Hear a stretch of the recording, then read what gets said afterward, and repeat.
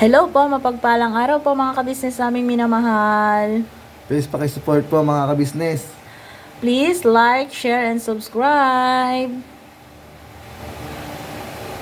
Please support po Vera and Lito Official. Yun, pakisuportahan natin po mga kabisnes. Opo. Meron na pong sariling YouTube channel si Kuya Vera, si Kuya Lito at saka si Ate Vera. Thank you po. Ano lang po, unahin nyo, Vera and Lito, no? Vera ang nauna. Baka minsan kasi Lito una, Lito and Vera. Opo. Una po si Ate Vera kasi mas malaki siya.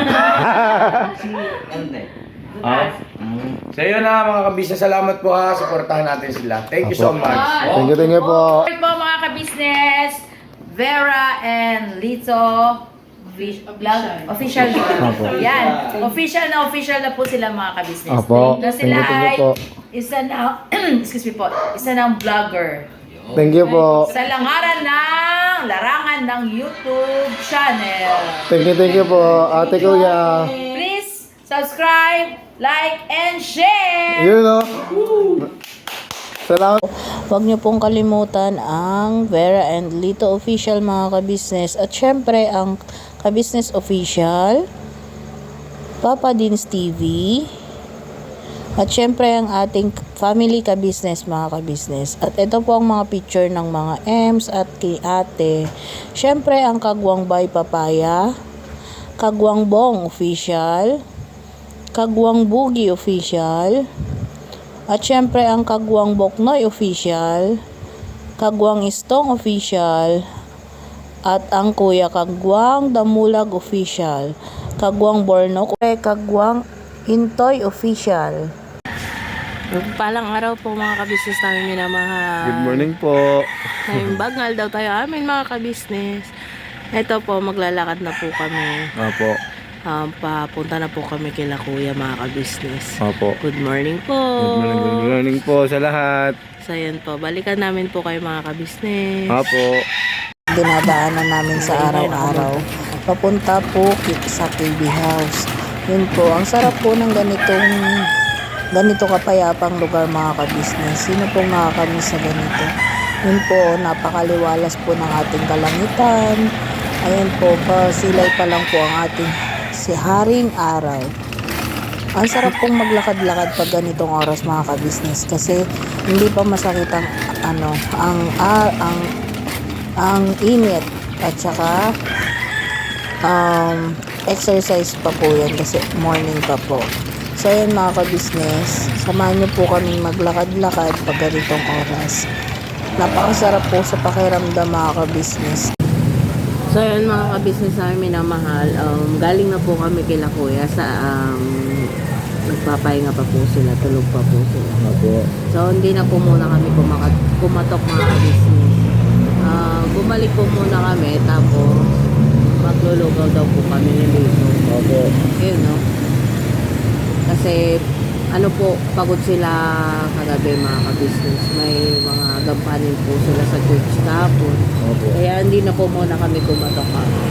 Opo. So yun, samahan niyo po kami habang pong nag-aantay sa order nating lugaw. Opo. Mga Kasi, kabisnes. opo, maaga po kaming nagutom kasi kahapon po hindi na po kami naghapunan.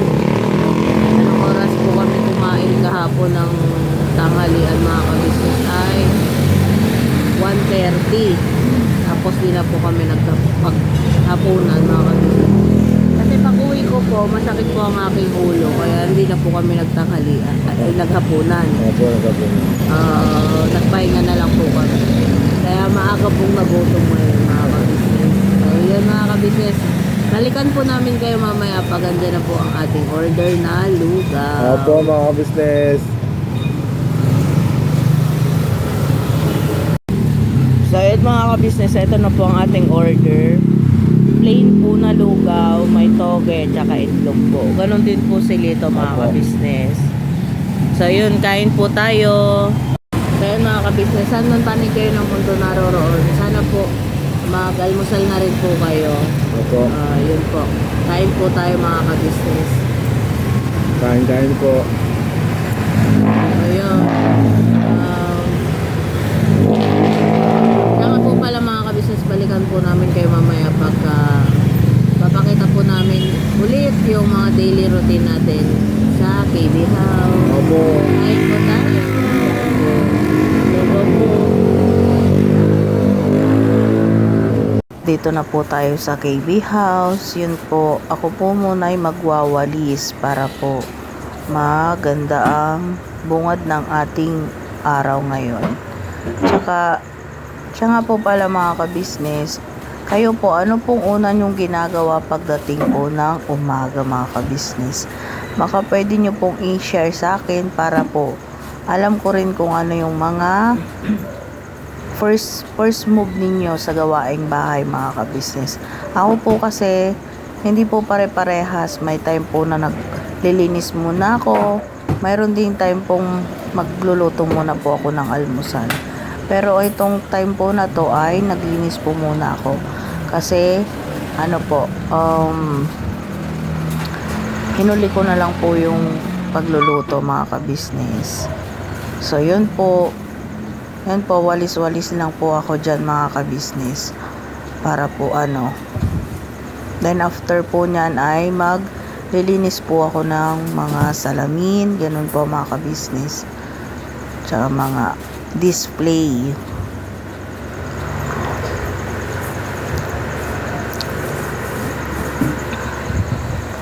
Pero hindi naman po everyday mga kabisnes na nagpupunas ako ng mga display. May time din pong every other day, may time din pong depende po kasi pag nakita kong magabok po, everyday ko po. Pero pag nakita ko pang hindi naman, every other day po para hindi naman po ganun kapagod. At saka hindi po tayo doon lang nakapokus mga kabisnes. Makakagawa po tayo ng iba pang mga gawain. Yun po mga kabisnes. Kayo po mga kabisnes, everyday po ba kayong nagpupunas ng mga display ninyo? Ako po kasi hindi po minsan mga kabisnes. So yun mga kabisnes, magdidilig naman po ako ng mga halaman kong pang indoor. Yan po oh. May mga ilang halaman po kasi ako na pang indoor doon sa KB House mga kabisnes para dagdag po ng display ko. Yun po. Pero pag dyan ko po dinidilig mga kabisnes, yung tigko-konting tubig lang po. Pagka yung maramihan po yung dilig ko, inilalabas ko po sila. Pero every other day ko po kasi silang inilalabas mga kabisnes. Kahapon po ay nasa labas po sila. Ngayon po doon ko na lang po sila diniligan kasi para hindi naman po malunod. So ngayon naman po mga kabisnes, dito naman po ako sa labas maglilinis mga kabisnes. Ayan po, itetabi ko po muna yung mga tsinelas mga kabisnes para po makapagwalis po ako ng maayos. Yan po yung everyday kong ginagawa po tuwing umaga mga kabisnes. Para po kung sakaling bumaba na po sila ate, sila kuya, sila paps, maliwalas na po yung paningin nila sa paligid para naman po masaya yung bungad ng morning nila mga kabisnes. Kasi di ba po kahit sino naman mga kabisnes, pagka maganda maayos na yung bubungad sa umaga mo ay maganda na maghapon. Yun po, kaya yun po yung gusto kong ginagawa ko muna para po kung sakaling bumaba po sila or magising po sila ay maganda na po yung bubungad sa kanilang paligid kasi malinis na po. Ganon din po ba kayo mga kabisnes? Kasi po ako sa totoo lang po mga kabisnes, napakasarap ng pakiramdam kung ang magigisingan mong paligid ay maaliwalas, wala nang kalat, di ba po mga kabisnes? Pero syempre kung wala namang gagawang iba, tayo pa rin ang gagawa, di ba po? Tulad ko po, pagising po ng umaga dito sa bahay, maglilinis po muna ako dito sa bahay bago po pumunta sa KB House. Para naman po pagdating ng hapon ay may uuwian tayong malinis at maaliwalas kahit po tayo ay medyo pagod. Pero syempre kahit pagod tayo mga kabisnes ay masaya pa rin kasi syempre sa totoo lang masaya sa KB House mga kabisnes, lalo na po pag may vlog, may mga games, yun po. So yun nga po mga ka-business, nilipat ko lang po pala yung ating cellphone. Dito naman po ako sa may bandang aso maglilinis mga ka-business. Yan po, yan yung po yung mga alaga naming aso.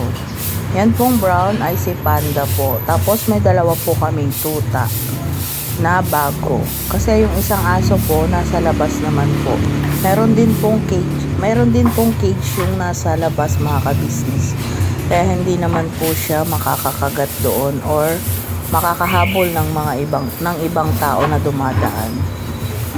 Tsaka yung mga aso pong yan ay alaga po namin sa pagkain at papaligo. Kami po ni Kuya Isto ngayon po ang nag-aalaga po ng mga yan mga ka-business.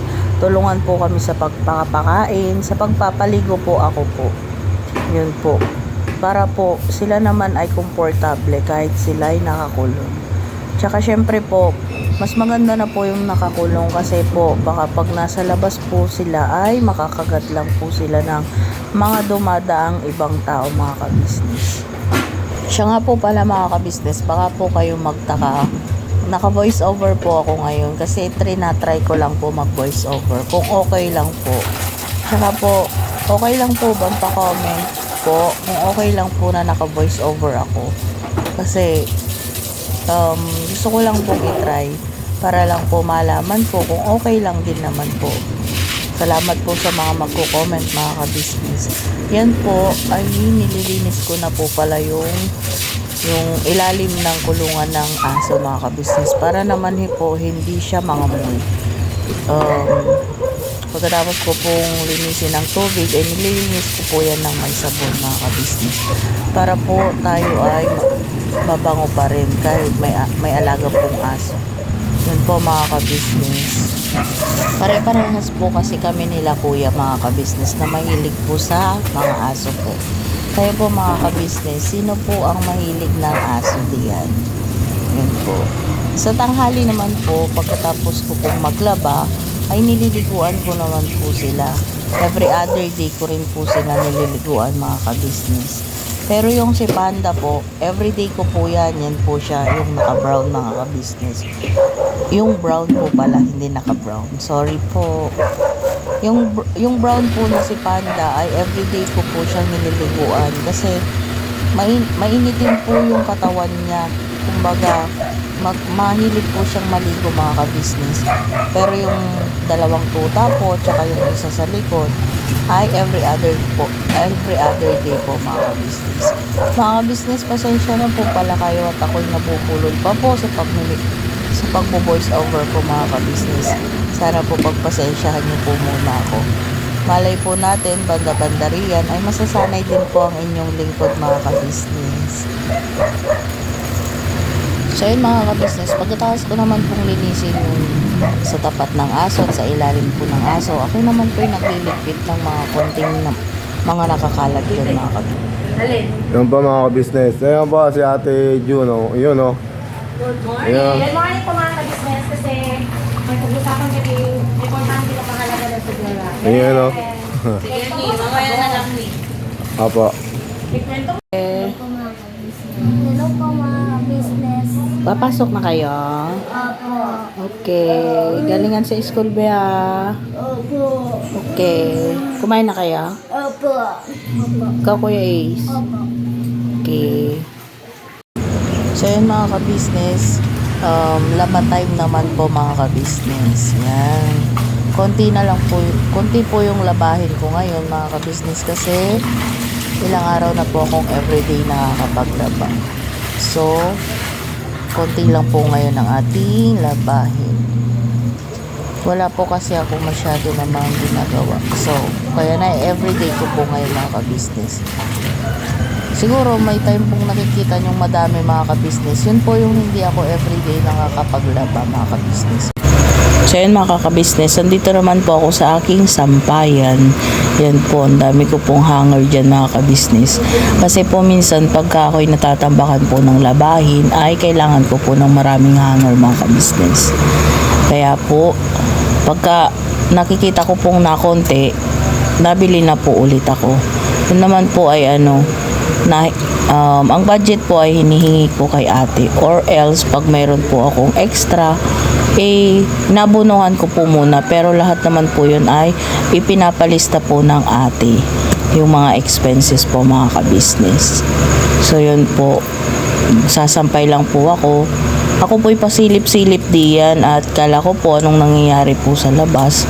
Yun po pala yung nagbablog sila mga ka-business. Siya nga po pala mga ka-business, kayo po, ano pong gawaing bahay ang mas pinakagusto niyo po mga ka-business?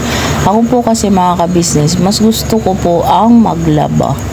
Mas paborito ko po ang maglaba kaysa sa ibang gawain po. Maglaba po at magluto mga ka-business. Yun po. Yung iba naman po na na-encounter ko, mas gusto po nilang maglinis ng bahay kaysa po maglaba. Yun po. Kaya po nung dalawa pa po kami ni Ate Dada magkasama dyan sa KB House ay ano po, sabi ko po kay Ate Dada, at Dada ko na lang lagi maglaba. Kasi yun po yung pinaka paborito kong gawain sa bahay mga ka-business. Kasi kahit nasa bahay ako mga ka-business, yun po yung gustong-gusto kong ginagawa. Kunwari po, hindi ako makatulog ng gabi. Kahit kusot lang po ako, naglalaba po ako mga ka-business, kahit madaling araw yan, kahit hating gabi. Kasi parang ano po, parang pinaka-stress reliever ko po ang maglaba. Ewan ko nga ba mga ka-business, bakit gustong-gusto ko po ang maglaba. Minsan nga po sinasaway na ako ni Lito, o kaya pinapagalitan niya ako kasi gabi na raw, puro lamig na raw ako. Sasabihin ko na lang po mga ka-business, tapusin ko lang hanggang sa nakakarami na po ako ng nalabhan mga ka-business. Minsan po nakakatulugan na lang ako ni Lito, kakasaway niya. Yun po kasi pag hindi ko po makuha yung tulog ko, mas gusto ko na lang pong bumangon at maglaba. Ang niisip ko po kasi para hindi naman po sayang yung oras ko mga ka-business. Kasi wala rin naman pong ibang gagawa kundi ako rin naman po, di ba po mga ka-business. So yun mga ka-business, yan po sa part na yan ay malapit na po tayong matapos mga ka-business. Mga dalawang salang na lang po ata yung labahin ko dyan mga ka-business.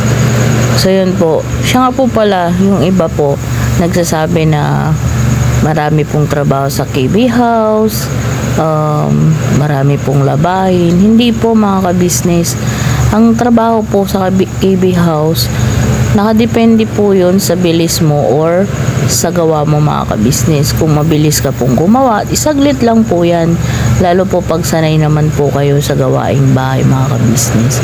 Tsaka po sa labahin mga ka-business, nasa iyo rin po yan. Kung everyday kang maglalaba, edi konti lang po yung lalabhan mo everyday. Pero kung everyday po ay ilang beses lang po isang linggo, twice a week or once a week, syempre po talaga pong madadamihan kayo mga ka-business kahit saan naman po, diba? Tsaka ang trabaho naman po sa KB House mga ka-business hindi apurahan. Hindi po apurahan mga ka-business. Pag pagod ka, pwede ka pong magpahinga, pwede kang mahiga, ganun po. Hindi po sila atit si kuya or yung mga bata yung pupunahin ka mga ka-business kung nagpapahinga. Hindi po. Kapag nakikita ka pa nga po akong hindi nagpapahinga, kung tuloy-tuloy po yung gawain ko, pinapagalitan pa po ako. Sinasabing, Ate Vera, magpahinga ka naman, hindi ka robot, hindi ka naman makina, hindi naman kami nag-aapura sa mga gawain, Ate Vera. Yung mga ganun po, sila pa po yung nag-oobliga po sa akin para po magpahinga mga ka-business. Kaya po yung sa iba, maraming salamat po sa concern nyo na kaya daw po ako nagkakasakit lagi kasi marami pong gawain. Hindi naman po. Siguro po sadyang mahina lang po ngayon yung resistensya ng katawan ko mga ka-business. Kaya po ako'y dinapuan ng sakit. Mula po kasi nung bata ako mga ka-business, ako po talaga'y sakitin. Opo. Hindi po sa dami ng gawa yun mga ka-business. Kasi sapol naman po mula bata ako, sanay po ako sa gawain mga ka-business. Yung ano po ba, yung kunwari hindi ko natapos yung gawain ko, parang hindi ako mapakali mga ka-business. Hindi ako makakapahinga ng tuluyan or hindi ako mapapakaling magpahinga kung hindi ko pa po tapos yung mga gawain ko. Yun. At saka mga ka-business, dyan po pala kila sa KB House mga ka-business. Kung sakaling may nararamdaman ka at napansin ni ate, ni kuya, hindi ka po nila pagtatrabahuin mga ka-business, di ka nila papagalawin. Kung ako nga po, kung hindi ko minsan ipilit na kaya ko po ate, kaya ko kuya, hindi po ako magganon mga ka-business. Pinapahinto po talaga akong magtrabaho or kumilos. Hindi naman po hindi po obligado magkilos ng magkilos mga ka-business. Tsaka po mga ka-business,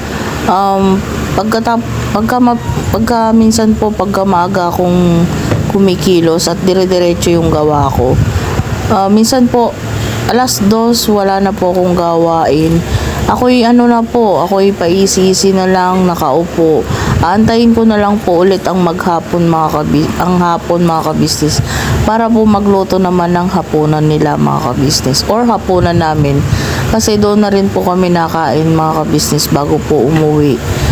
Yun po kasi sabi ni ate or ni kuya, bago po kami umuwi ay kumain na rin po kami doon para hindi na po kami magluluto dito sa bahay mga ka-business. Yun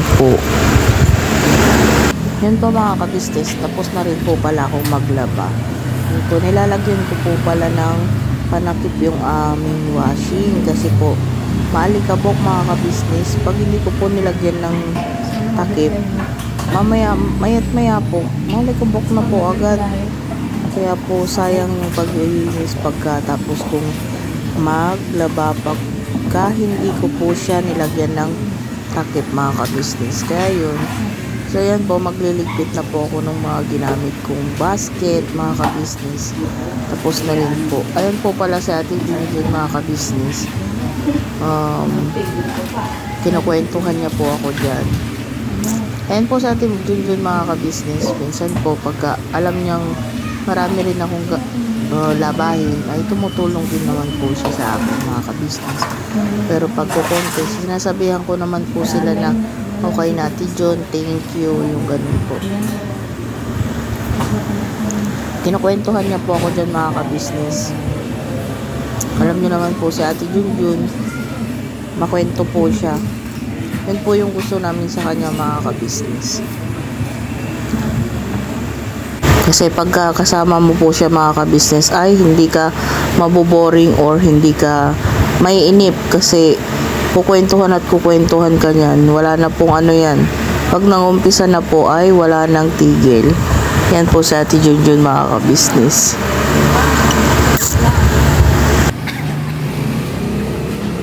Wow! Ate Junjun, may nagbago sa'yo. Ano nagbago sa akin, Tibers? You look so pretty. Yeah. Because I've colored my hair. I DIY, do it your own.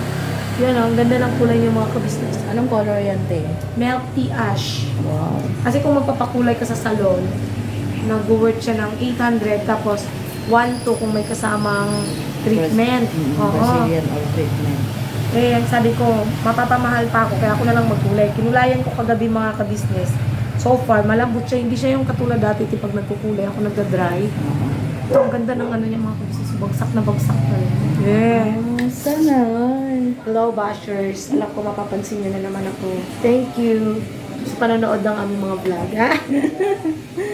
Is tayo, mga ka-business. Okay. At pagkaangas. Dito lang ako, Ate June. Magliligpit lang ako sa loob. Sige, Tibers. Diyan ka lang. Hindi, sasamahan kita, Tibers. Kasi namimiss kita. Oh. Bye. So hanggang dito na lang po ulit mga ka-business ang aming munting vlog. Sana po hindi kayo magsawa. Sana po lagi nyo po kaming suportahan palagi mga ka-business. Never say goodbye mga ka-business. Tomorrow is another day. Birabanat! Bye po mga ka-business. God bless you po sa lahat.